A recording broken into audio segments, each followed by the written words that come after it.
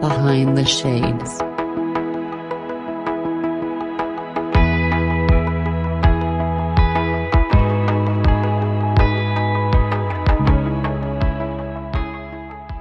You ask any child that is raised within, let's say there's 2 or 3 or 4, there's always that one that feels that no matter how good I am, I don't get my parents' attention and affection. Whereas my brother, my sister, they seem to always get the attention, and they're the misfit, they're the troublemakers, they're all these other things, right? And you raised a fantastic point, because there's a point in my life where I experienced this, where I felt no matter how much I accomplish, I wasn't getting the same attention and affection, the double A, from my parents versus some of my other siblings who were having all these troubles, who weren't succeeding. They were getting the more focus. And I've heard some parents say that, well, the successful child we don't have to worry about, but they want your attention. They want you to worry about them. How do you communicate with the parents who say, well, this child is perfect, I don't have to do anything, whereas they spend more time with the child that is causing the chaos in the household? Oh my gosh, you have asked the most perfect question, but I've got tears in my eyes because I know what I'm about to share with you.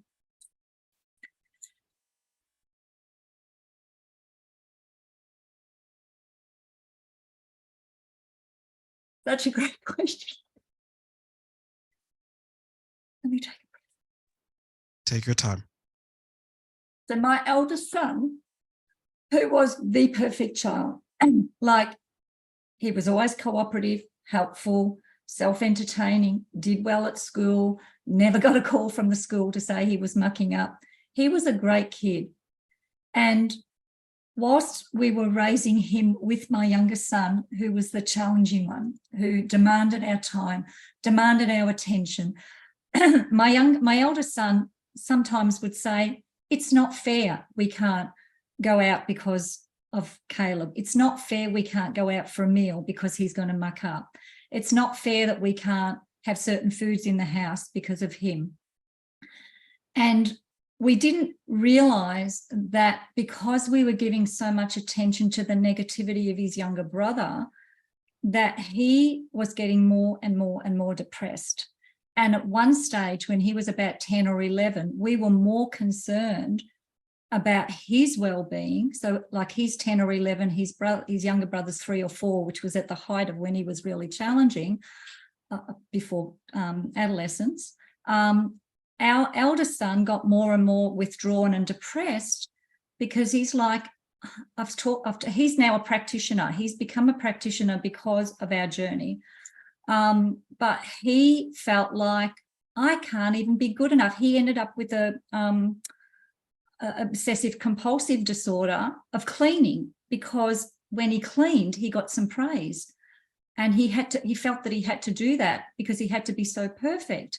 And I learnt not until he was in his 20s, when I actually wrote this book and I asked for everybody's input, that he actually attempted to hang himself in a tree at age 13 because he was so depressed about our family and his parents not loving him enough to give him attention because his younger brother got all the attention. So parents, if you have multiple children in your home, I implore you to give attention, connection and relationship, positive attention, connection, relationship to all equally. Because if we focus on that challenging child, first of all, they're going to go, beauty, that's how I get all the attention and relationship. And if I keep mucking up, I'll keep getting more of it. And then the kids who are more cooperative are going to be in the background going, why don't I get any attention or relationship from my favorite toys? So when I teach the nurtured heart approach and I teach the positive ways to communicate and relationship, I say to the parents, it is absolutely imperative that you use this across the board with all of your children, because we all seek, it doesn't matter whether we're 5, 15 or 55, we all seek positive connection and relationship. And isn't that what life's about? It's about having connection and relationship. and all the other stuff is just a result of that, you know. So we are all seeking it, whether consciously or unconsciously. And I don't mean to put pressure on parents, but it is, and educators in the same basket, it is absolutely our, whether you call it role or responsibility, to build our children's sense of self as they're growing up, to build their portfolio of greatness, so that they are carrying around, as you said, that, you know, that hand luggage of I am good enough throughout their, you know, as they grow into their teenage and young adult and adult years, so that they do go away and attract the sort of life that we want them to attract as parents, to find a good partner, to have a career or a job or a business that you know, that is inspiring to them, to have the finances that they deserve and need to have the sort of life they want to have. That's what we all want as parents. I'm sure every parent would want that, for them to be kind and for them to be a good person and to have a great life. And sadly, you know, some parents, when their kids get to that older age, kind of go to themselves, well, what did I do wrong? You know, how did we get to this point?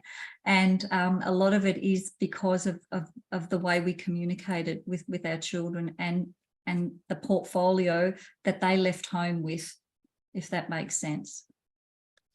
One of the most heartbreaking things I could ever see happening to parents with their children is that they spend so much time with a challenging child, and that took away from the time they could have spent, some of the time they could have spent with a child that was cooperative, as you mentioned. Yeah. And that child who was cooperative, that child who was good, that child who did everything that you ask of them, they grow up to distance themselves to their parents. Yes. Or their parents. And then when their parents are in need, because we're all going to get old one day, we're going to need assistance, right? That child who was the responsible one, who would have been there for them, is not there. And then now you have a situation where the parents are much older in age, they need much more care, and now they're all alone. Have you seen that situation as well? Yeah, not anything specific that comes to mind, but I do know a lot of adults who are disconnected from their parents, which is so sad, because, you know, they still say, oh, I love my mum and dad, but I don't want to be with them or hang out with them, or, you know, oh God, I've got to go and see mum or dad, you know, like it's a chore. I love, you know, and I keep raving about my beautiful family, but we're all in business together, all of us. We all have interconnected businesses. None of us have a job. We all have businesses. We eat together, we holiday together, we go out together, we hang out together. We all have our own lives as well. I don't mean that, you know, we're together all the time, but our kids want to be with us. And I was even talking with my potential daughter-in-law last night, and they're looking at some stage to move on, as you know, as they get their own home and everything. But she said, we want you to come with us, Lillian and Andrew. We don't want you to be at a distance from us. When we have children, we want you to be around our children. We want you to be present. And I don't know, you know, how many parents get that from their adult children. And we see those children terrain now at 14, 15, 16, locking themselves in their rooms, on their social media, you know, not hanging out with their family, but hanging out either through devices or physically with their friends, because their friends are more important to them than their family. And it should definitely be the other way around. And, you know, I was speaking with a mum the other day who has an 18-year-old who has an online gaming addiction. And if he was connected, and she's a single mum, and she has a daughter as well, if he felt connected to his mum, that wouldn't be the situation. I mean, he can still like gaming, there's nothing wrong with that, but she said he's on it for 12 hours a day, and he stays up half the night and then sleeps most of the day, and he's 18. And, you know, if kids, I love what our parenting coach said to us once. He said, do you know how gangs are formed? You know, and I'm like, well, I know what a gang is, but, you know, what do you mean? And he said, well, when a child, especially an adolescent, doesn't feel that their home environment is their gang, that they're connected in their home, that they're seen and heard and loved unconditionally in their home, they will go and seek it elsewhere.